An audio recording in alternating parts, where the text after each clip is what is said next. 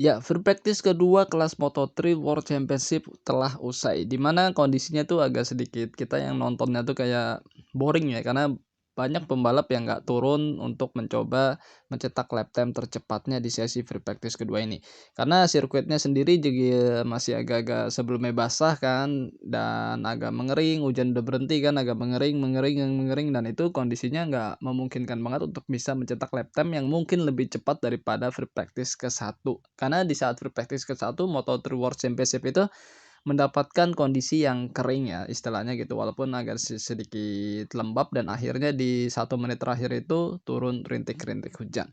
Nah, di free practice kedua ini rata-rata pembalap itu masuk ke track itu, atau semua pembalap masuk ke track itu di menit-menit 12 menit terakhir lah, sisa-sisa 12 menit terakhir. Dan yang tercepat di free practice kedua ini adalah Denis Foggia dengan 1 menit 41 detik 524. disusul oleh Joel Kelso dengan 1 menit 41 detik 716.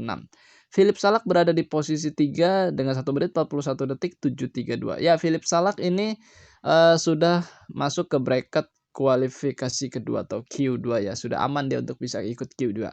Nicolo Antonelli berada di posisi 4 dengan 1 menit 41 detik 743. Nicolo Antonelli juga udah aman masuk bracket Q2.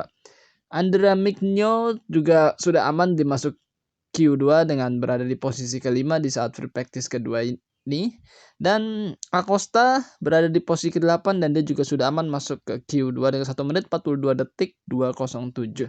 Bagaimana dengan pembalap Indonesia yaitu Andi Farid Isdihar atau biasa kita sapa Andi Gilang? Ya, pembalap yang menggunakan nomor 19 ini mencetak 1 menit 42 detik 468. Ya, Andi Gilang berada di posisi 11.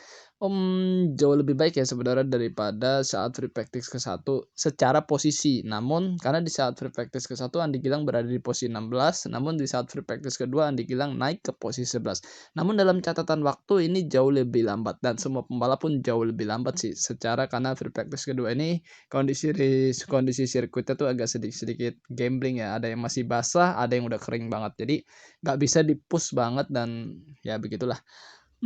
Siapa lagi?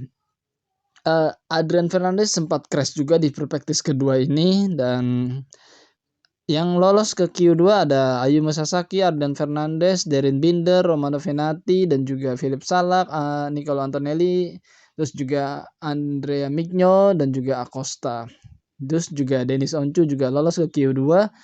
Izan Guevara juga lolos ke Q2 dan Garcia pun lolos, Yuki Kuni pun sama, John McPhee pun juga sama, dan Carlos Tatai juga sama. Jadi Andi Gilang harus mengikuti Q1 lagi secara, ya memang catatan waktunya secara dikombinasikan tidak jauh lebih baik dan tidak jauh lebih cepat. Seperti itu aja lah.